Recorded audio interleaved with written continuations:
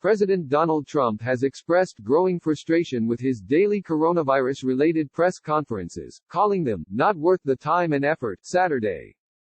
The sentiment, coming days after an erratic briefing at which Trump incorrectly suggested that injecting cleaning products could help kill off the coronavirus that causes COVID-19, has been echoed by some Republican allies, who reportedly worry that the conferences hurt the party as a whole. On Saturday evening, Trump lashed out in a tweet about how the media has responded to his press conferences, calling reporters hostile, while suggesting he has helped network news receive high ratings during the COVID-19 pandemic. The tweet came shortly after the White House stated Saturday's expected daily coronavirus press conference would not take place, and a day after a noticeably shortened conference on Friday, at which Trump took no questions. Trump eschewed regular press conferences for much of his presidency, but began holding daily updates as the novel coronavirus took hold in the United States. For a time, Trump celebrated these interactions as both a way to speak directly to the American people, and as television ratings bonanzas. But according to the New York Times, some Republican leaders see these news briefings as potentially sabotaging their party's plans to keep control of the White House and Senate. Now we have the foundation of the campaign yanked out from underneath us, said Glenn Bolger, a Republican pollster, echoing sentiments expressed by some other Republicans who spoke to the Times, all of whom said they fear the tanking economy and Trump's unpredictable responses will lose the party swing states and Senate seats come November.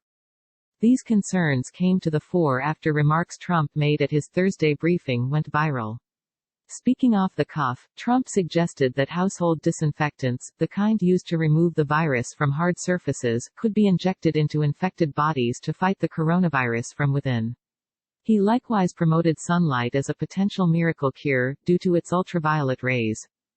Health experts and the chemical companies that produce such cleaners immediately warned that people should never ingest toxic materials, and scientists stated there is no evidence ultraviolet rays can cure COVID-19.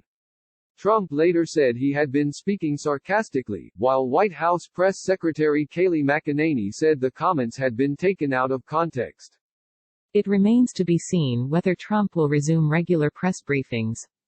Speaking to reporters on Saturday afternoon, McEnany said future briefings are entirely his decision, and said that the president is at his best when he's speaking directly to the American people, referring, perhaps, to Trump's rallies, rather than televised question-and-answer sessions with journalists.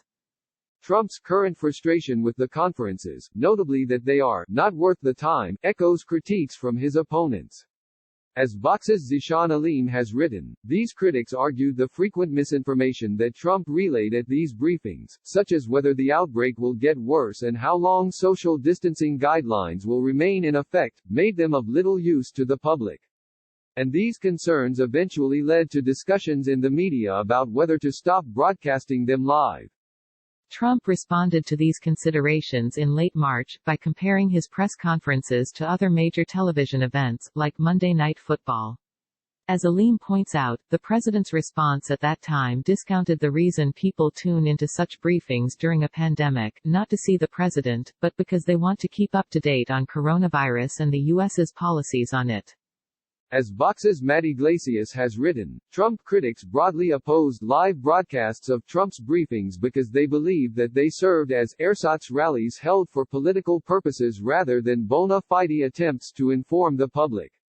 But now, Trump's style and bravado has begun to catch hold in unflattering ways. Amid a crumbling economy and ongoing pandemic, his allies seem to be joining the call for a significant change to these press conferences.